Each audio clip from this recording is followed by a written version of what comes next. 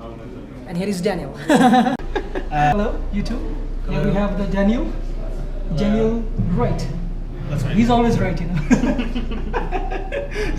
So he came to visit Nepal after the earthquake. Yeah. And I don't know how so far. How do you like Nepal? Oh, Nepal is a great place to visit. Everybody here is really nice. It's been a blast to be here, and more people should visit. But after the earthquake you visited, how do you feel like? Is there any, like, you know, any scare, any fear you felt to visit? I haven't had any fears really. I mean, if there's an earthquake, then I'd be scared at that point. But if there hasn't been an earthquake, there's no reason to worry.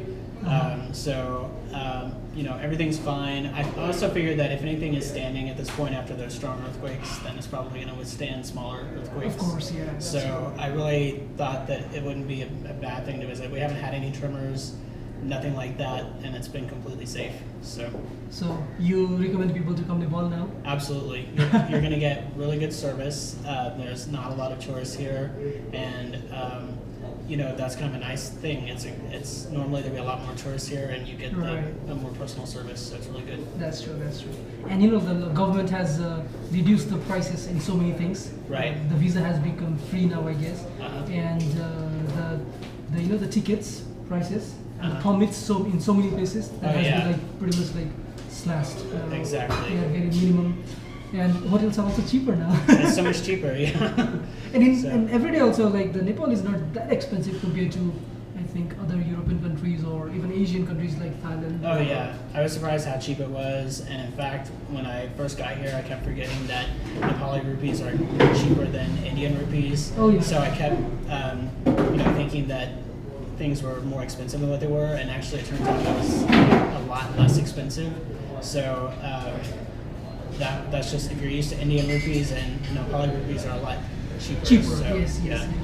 So you visited already India 3-4 times, right? Right, yeah, 3 times. Tell me about the Indian trip. How was your India trip? Oh, it's great. India is, when I came to Nepal, I thought it was going to be very similar to India. Like, I just had kind of some preconceived notions, but it's a different culture from India. And India is fun to visit as well. If you enjoy India, you'll enjoy it here, and it's interesting to just kind of observe the differences between the two cultures. Right. Yeah, I've been to mostly northern India, so. Next, you should visit Kerala. That's my suggestion. Yeah, I agree. Kerala will thank me now. Yeah, I would love to go to Kerala. So. Oh yeah. You'll see the backwaters. Backwaters. It's beautiful. Yeah. So what's difference you have found between India and Nepal while traveling now? Well, it seems that Nepal is actually better equipped for tourism, it seems like, in kind of a weird way. I really thought that it would be the opposite. But in Nepal, it seems like there's a lot more amenities here that you're used to skipping on when you're in India. So that's one difference. Do you? Yeah, next, please. No, I was trying to think of something else. Next thing, you know, like, there is actually especially for the women, Nepal is pretty safe to travel. Yeah, you might have figured out. Yeah, and there's a lot of women that are wearing jeans, and you don't see that in India. There's a lot of like couples, romantic couples, hanging out. I'm not used to seeing that in India, so that was kind of a surprise.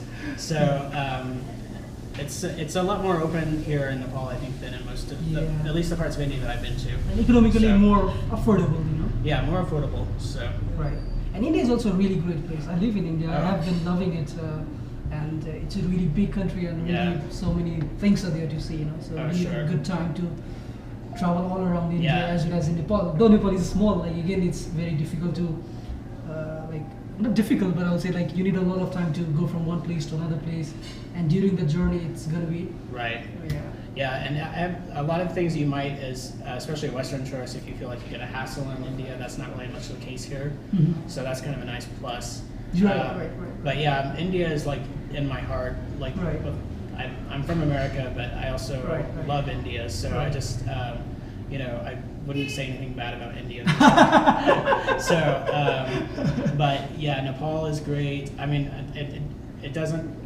Anything I say about Nepal, I still love India more. So. Right. Of course. These all are like like brotherhood countries. Exactly. Nepal, India, Bangladesh. I'm thinking to go Bangladesh next. Yeah. Pakistan, even I love Pakistan. I don't know, like, yes, I love Pakistan. I'm Hindu, so what? I love Pakistan. Right. I want to go Sri Lanka. Like, these all countries are pretty much like, the nature of the people are very close enough. Yeah. People are always have more in common than they have different. So no matter where you go, you're going to find a common bond with somebody. So next you're flying to India, right? Next I'm going to India, to Srinagar, and then to Jammu, and then I'll be going to Indore and hopefully to Aurangabad after that. Yeah. So you're going to be all friends. Yeah, it'll be a fun trip. So what one suggestion you would like to give to all people, not only American, but I would say all the tourists who are now probably somehow scared to travel Nepal?